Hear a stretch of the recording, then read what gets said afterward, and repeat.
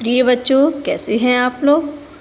चलिए आज हम फिर से आपका 10th क्लास का हिंदी ग्रामर विषय का फर्स्ट चैप्टर जो हम पढ़ रहे थे रस, उसी को आगे बढ़ाते हैं। ये आपका अंतिम भाग है। इसके अंतर्गत हम 2 रस पढ़ेंगे।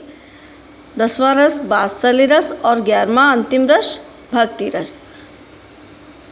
वीडियो के अंत में हम रस आपका किस प्रकार से एग्ज़ाम में पूछा जाता है उसके विषय में कुछ बात करेंगे। ठीक है, तो हम मेन टॉपिक पर अपने आते हैं कि हम 10वां रस 9 रस हम पिछले पढ़ चुके हैं, पिछले 4 वीडियो में। ये लास्ट वीडियो है आपका। ठीक है, तो हम 10वां रस समझ लेते हैं इसको। 10वां रस है आपका वात्सल्य रस। इसका स्थायी भाव होता है वत्सल। वत्सल का मतलब होता है कि जो प्रेम संतान के प्रति माता पिता करते हैं या माता पिता का प्रेम जो होता है उसी को हम वत्सल या वात्सल्य कहते हैं। ठीक है, ये श्रृंगार रस के अंतर्गत ही आता है, लेकिन यहाँ पर प्रेमी प्रेमिका का प्रेम न हो करके प्रेम कैसा है, संतान के प्रति। ठीक है, तो ये भी प्रेम के ही अंतर्गत आता है। ठीक है, हम डेफिनेशन के माध्यम से इसको समझते हैं कि संतान के प्रति माता पिता का जो स्नेह होता है उसे हम वात्सल्य कहते हैं। यही वात्सल्य नामक स्थायी भाव जब विभाव, अनुभाव और संचारी भावों के संयोग से रस रूप में परिणित होता है तब उसे हम वत्सल या वात्सल्य कहते हैं। ठीक है, इसे रस का अलग भेद मानने के संबंध में बहुत से आचार्यों में, विद्वानों में मतभेद है, किंतु तुलसीदास, सूरदास आदि ने वात्सल्य रस की अनेक अनुपम कृतियाँ हमें भेंट की हैं। अर्थात इन्होंने अपने काव्य में, सूरदास का तो हम सभी जानते ही हैं कि इन्होंने श्री कृष्ण के बाल रूप का बड़ा ही सुंदर, बहुत डीपली वर्णन किया है। ठीक है, वैसे ही तुलसीदास ने भी राम से संबंधित और उनके चारों भाइयों से संबंधित बचपन का बहुत ही सुंदर अपनी कृतियों में वर्णन किया है। ठीक है, तो बच्चों की मोहक बातों और गतिविधियों में वास्तव में स्वाभाविक आकर्षण होता है, और इस आकर्षण में जो स्नेह छिपा होता है उसी स्नेह भाव की व्यंजना में ही वात्सल्य रस की उत्पत्ति होती है। ठीक है, उसी स्नेह भाव में वात्सल्य रस उत्पन्न होता है। ठीक है, यहाँ कुछ पंक्तियों के माध्यम से हम समझते हैं उदाहरण के रूप में। किलक अरे में नेक निहारूं, इन दांतों पर मोती बारूं, पानी भर आया फूलों के मुख में आज सवेरे, हाँ गोपा का दूध जमा है राहुल मुख में तेरे, लटपट चरण चाल अटपट सी, मन भाई है मेरे, तू मेरी उंगली धर अथवा मैं तेरा कर धारूं, इन दांतों पर मोती बारूं। यहाँ पर किन चीज़ों का वर्णन है वो हमें समझना पड़ेगा कि हाँ, आप भगवान बुद्ध को तो जानते ही होंगे। बुद्ध का पुत्र राहुल होता है, यशोधरा उनकी पत्नी। जब बुद्ध दोनों को छोड़ करके चले जाते हैं तो यशोधरा ही राहुल का पालन पोषण अच्छी प्रकार से करती है और पुत्र से बहुत स्नेह जताती है ना। तो वही यहाँ पर इन पंक्तियों में माँ और बेटे का प्रेम ही प्रदर्शित हुआ है कि कैसे बालक राहुल खेल रहा है और उसके मुख में गोपा, यशोधरा का ही दूसरा नाम है, तो उसके मुख में गोपा का दूध जमा हुआ है। और चाल कैसी है उसकी, लटपट चरण चाल अटपट सी, मन भाई है मेरे। यशोधरा क्या कहती है कि उसकी जो चाल है वो मेरे मन में भा गई है। और क्या कहती है कि तू मेरी उंगली धर, तू मेरी उंगली पकड़ ले क्योंकि चल नहीं पा रहा अच्छे से, अब मैं तेरा कर धारूं या मैं तेरा हाथ पकड़ लूं, इन दांतों पर मोती बारूं। तेरे जो निकलते हुए मोती जैसे दांत हैं इन पर मैं अपना सब कुछ न्यौछावर कर देना चाहती हूँ। वात्सल्य रस को समझना बहुत ही आसान है। जिन पंक्तियों में बालक की क्रियाओं का वर्णन हो, है ना, उससे संबंधित जो भी बातें हैं तुरंत ही समझ में आ जाएगा कि इसमें वात्सल्य रस है। बस हमें सभी रसों का स्थायी भाव याद करना होगा। स्थायी भाव पूछा जाता है आपसे। चलिए अब हम आगे एक और उदाहरण के माध्यम से समझते हैं कि सोहित कर नवनीत लिए, गुटरुन चलत रेणु तन मंडित और मुख दधिलेप किए।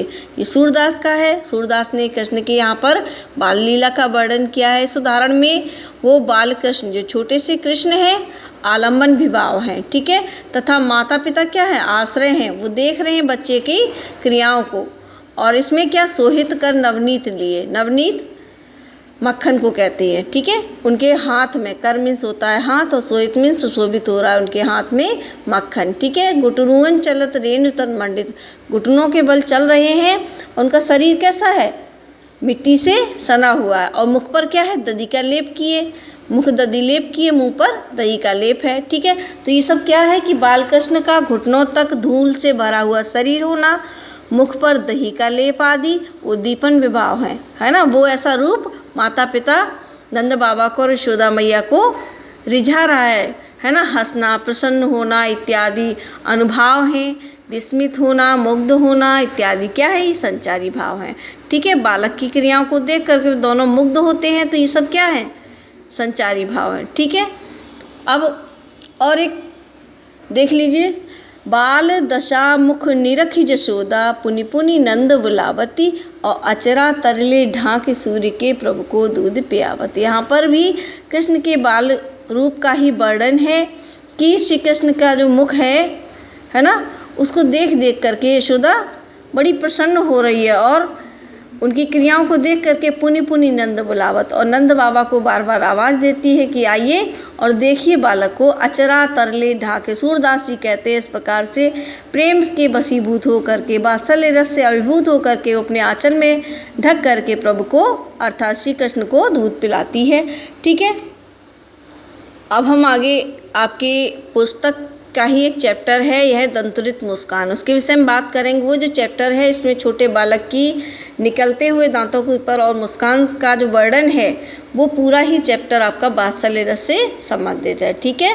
तो उस चैप्टर में से कुछ एक पंक्तियाँ, जैसे 2 पंक्तियाँ ही तुम्हारी ये दंतुरित मुस्कान मृतक में भी डाल देगी जान, ये पंक्तियाँ आपकी एग्जाम्पल के लिए बहुत अच्छी हैं, याद भी हो जाएंगी, आपकी बुक से हैं, ठीक है। तो यहाँ पर यशोदा एक और उदाहरण है। यशोदा हरि पालने झुलावे, हलरावे दुलरावे, मलहावे जोई सोई कुछ गावे। तो इस प्रकार से यहाँ भी वात्सल्य रस ही प्रकट हो रहा है, ठीक है, कि यशोदा हरि को जो कृष्ण है उनको पालने में झुला रही है ना, और गाना गा करके उसको सुला भी रही है, ठीक है। तो इस प्रकार से हमने समझा कि वात्सल्य रस किसे कहते हैं, है ना। सबसे बड़ी बात है ये आपका एग्जाम्पल दिया हुआ होता है पेपर में, उसको बताना होता है कि ये किस रस, कौन सा रस है इसमें, या फिर ऐसे करके दे देता है कि वात्सल्य रस का कोई उदाहरण लिखिए, ठीक है। इस प्रकार दोनों ही तरीके से क्वेश्चन पूछ सकता है। चलिए तो हम आगे अंतिम रस 11वां रस जो हमारा है भक्ति रस की तरफ चलते हैं। तो 11वां रस मैंने बताया आपका भक्ति रस, ये भी प्रेम से ही संबंधित है, लेकिन यहाँ जो प्रेम है वो किसके प्रति है, ईश्वर के प्रति, भगवान के प्रति, ठीक है। तो इसका स्थायी भाव क्या हो जाएगा, भगवत प्रेम, ठीक है। अब हम डेफिनेशन इसी समझ लेते हैं कि भक्ति रस में भी प्रेम का परिपाक होता है ना, मतलब इसमें भी प्रेम छिपा हुआ होता है। किंतु यहाँ रतिभाव, जो प्रेम का भाव होता है वो किसी प्रिय के प्रति न होकर के, ठीक है, इष्ट देव अर्थात भगवान के प्रति होता है। यही जब विभाव, अनुभाव और संचारी भाव के संयोग से आराध्य विषयक प्रेम का संचार होता है, तब वहाँ पर क्या, कौन सा रस उत्पन्न हो जाता है, भक्ति रस उत्पन्न होता है, ठीक है। कुछ विद्वान इसे श्रृंगार रस के अंतर्गत स्थान देते हैं, किंतु भक्ति भाव का आस्वादन और उत्कृष्टता किसी भी प्रधान रस से कम नहीं है। जितने भी रस हैं उन सब की जितना आनंद उन सब रसों में आता है, उतना आनंद, उतने उससे कहीं आनंद अधिक इस भक्ति रस में भी आता है। यह सांसारिक श्रृंगार से कहीं उदात्त भाव है, बड़ा भाव है, ठीक है। अब एक चीज़ यहाँ पर ध्यान देने वाली है कि ये शांत रस से भी भिन्न है ना, क्योंकि शांत रस में जो मोक्ष की अभिलाषा रहती है, शांत रस में आपने देखा होगा, शांत रस उन व्यक्तियों के अंदर उत्पन्न होता है जो इस संसार की मोह माया से दूर हो जाते हैं, है ना, निर्वेद जिनके अंदर जाग जाता है, अर्थात कोई भी उनके अंदर लालसा नहीं रहती है, इच्छा नहीं रहती है ना। तो यहाँ पर क्या है, यहाँ वो संसार में व्यक्ति रहते हुए, है ना, यहाँ क्या चाहता है कि भगवान का केवल हमें सानिध्य प्राप्त हो जाए, उनका हमें साथ प्राप्त हो जाए। मोक्ष की कामना यहाँ नहीं है, यहाँ वो चाहता है कि हमें भगवान का साथ प्राप्त हो जाए, ठीक है। इस रस को पहचानना थोड़ा कठिन होता है क्योंकि हम भक्ति रस में या शांत रस में कंफ्यूज भी हो सकते हैं। ठीक है, तो यहाँ पर ध्यान देने वाली बात है कि ये किसके लिए कहा गया है।